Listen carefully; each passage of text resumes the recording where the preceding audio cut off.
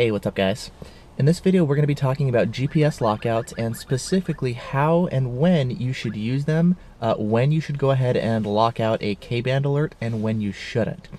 Now, briefly before we go into that, we need to talk a little bit about what GPS lockouts are, how they work, and a little bit about how they vary between different implementations from different manufacturers. Now, no matter which detector you get, if it's got GPS lockouts, the overall objective is the same. The goal with the lockout is to learn where stationary false alerts are from grocery stores, those automatic door openers, or speed signs, so that every time you pass by that same false alert, the detector can recognize that signal and filter it out for you. However, if you go by that location again and you get a new signal, most likely from a police officer who's also shooting K-band in that same location, the detector will recognize that's a different signal, and in that situation, it will actually alert you to this new signal, this new threat, which is now a police officer. That's the goal. Now, there's no perfect implementation that's always going to be filtering out the false alerts and will always alert you to the police officer. Every manufacturer does this a little bit differently, and there's always going to be a balance between keeping it quiet to false alerts and alerting you to new alerts. There's always going to be an inherent risk, and there's a risk that you'll get an alert in a lockout zone and that'll be a false alert, or it could potentially actually inadvertently mute the police officer while trying to mute the false alert. So there's always going to be a risk. Some detectors are a little bit more balanced or a little bit more biased towards being quiet. Some of them are a little bit more geared to being safe, and there's always going to be a trade-off here. Now, the way that the lockouts actually work, you're basically going to need two things. You're going to need, number one, a radar detector, and you're going to need, number two, a GPS chip somehow. Some radar detectors, and kind of your ideal situation, is have a detector that has the GPS built in and can automatically learn those false alerts for you as you're driving around. This is actually my preferred solution. There's a number of detectors that can do this. I'll put a list right up here on screen so that you can see all the detectors that have the ability to automatically learn where the false alerts are located. Now, some detectors can also do this automatic learning for you. However, because there's no GPS chip built into the detector, you're going to have to pair it with the cell phone, and the cell phone is going to do all the brains and the learning for you through an app. So instead of doing it through the detector, it's going to do it through the phone instead. Now, there's some detectors that have a GPS chip built in, but they don't have the ability to automatically learn these false alerts, and in that situation, you're going to have to manually press a button on the detector to tell it, this is a false alert, it's a stationary false alert, please learn it for me, and don't alert me next time I come by. And then finally, there's also going to be some detectors that also have a GPS chip, but they don't have the GPS lockout functionality built into the detector. The primary reason is actually not so much price, but typically patents and licensing restrictions. I'm not going to go into too much detail on the legal stuff, but basically, if you want to use the feature, you have to actually pay the patent holder for every detector that you sell to get that feature. Now, you can either have the GPS chip built into the detector or into the phone. Two different ways of doing it depending on how your detector is designed, and again, some of the legal issues with patents and whatnot. But no matter how this is implemented, the overall objective is the same. You want to lock out a false alert while alerting you to a real alert.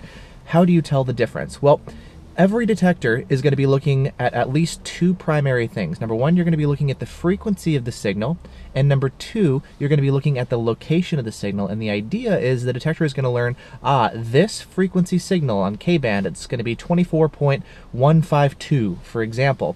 In this GPS location, every time I see this frequency signal plus minus a certain range, in this particular location, learn this to be a false alert and mute it in the future. Now, there's going to be some variability to this. How wide of a frequency range do you want? With some detectors, it's a little bit wider. Some detectors, it's a little bit narrower. It's a balance. The radar signals, the false alerts themselves will actually drift in frequency over time. They're not designed to be as in spec as a police radar gun. So especially with the weather, change of seasons, it gets hotter or colder, the frequency of the radar source is going to vary. So the detector has to have a certain range that it locks out.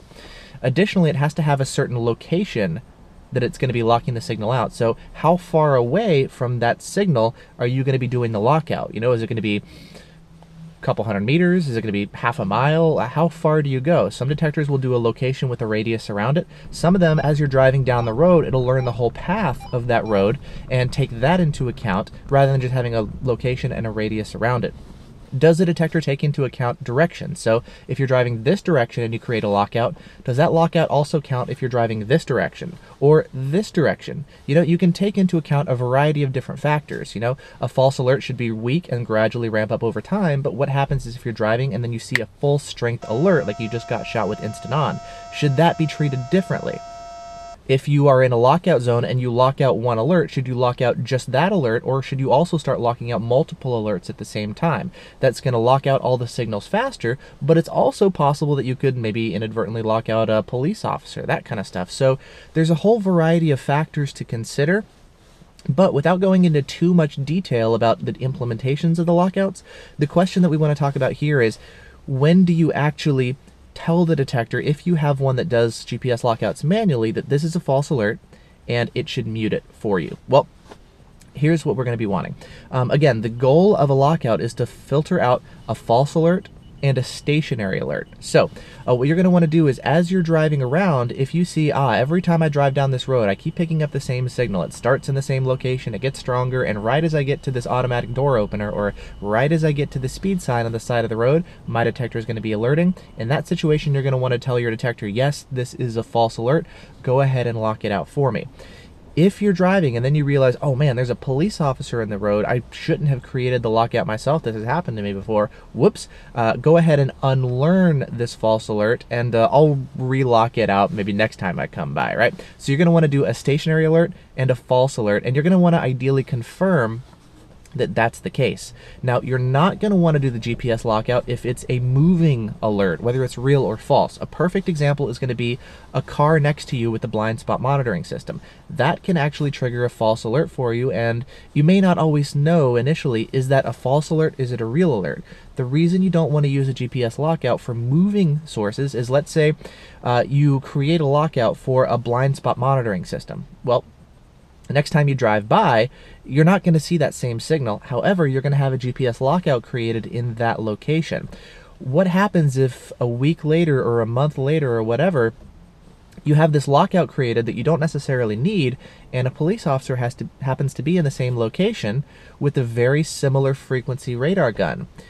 You could inadvertently lock out the police officer because you created a lockout for that blind spot monitoring system weeks or months ago. So you're going to want to confirm that this is for sure a stationary alert, a false alert that I always see every time I drive by. And that's really the goal of what you're going to be wanting to look for when you create the GPS lockout. Now, a really common question is actually how the detector can tell that this is a police officer, and how does it tell the difference? Well, there's a couple things that it can do, as I mentioned. The main idea is the police officer in general, the frequency of the radar gun should be sufficiently different from the lockout that you've created. The lockout is only creating, a lockout within this certain frequency range here. The police radar gun most likely is going to fall outside of this range. It's possible that it will fall inside of it, but it's also going to be taking into account other things as well, like the GPS location. Now, what happens if the police radar gun happens to meet the criteria of both? It's sufficiently similar in frequency, and it's also in the same location. The police officer is sitting by a speed sign, or in a shopping center sitting there with his K-band radar gun clocking speeders. How is your detector going to tell the difference? Well, there's a couple other things that are going to be working in your favor as well.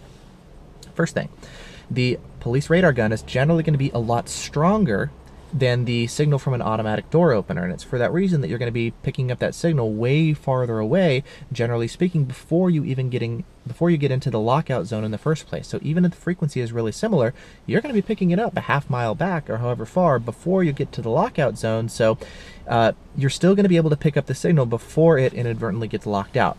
Another thing working in your favor, and this is actually one of the things that will vary between different implementations of lockouts, is does the detector consider the fact that I've created a lockout for this signal, but what happens if I see a second signal that's a sufficiently similar frequency and location? Should I alert to this signal even though it's close to my lockout? Well, some detectors will say, I'm going to lock out every single signal. I've created a lockout for one signal, but I don't care if there's 50 signals. If they all have the similar frequency and location, I'm going to lock out all of them.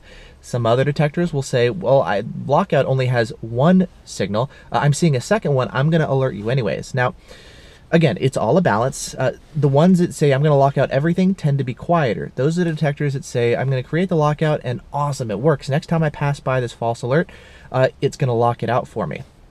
The other detectors that take into account multiple signals may take longer to create the lockout. You'll, drive by the area, let's say a shopping center complex, and you create the lockout, and then you keep driving, and then it detects another signal, and then you have to lock the signal out again, and then it picks up another signal, and you have to lock the signal out again. So while that implementation is safer, it'll take longer to create the lockouts initially, and it's more likely to have the false alert not stick for you, and you'll get more false alerts because it's trying to be safer. So again, it's all a balance between saying, okay, do I see multiple signals, and in that situation should I alert or should I not? There's no perfect or ideal situation or implementation of the lockout algorithm. Some manufacturers prefer to have a quieter and I'll say riskier implementation of lockouts.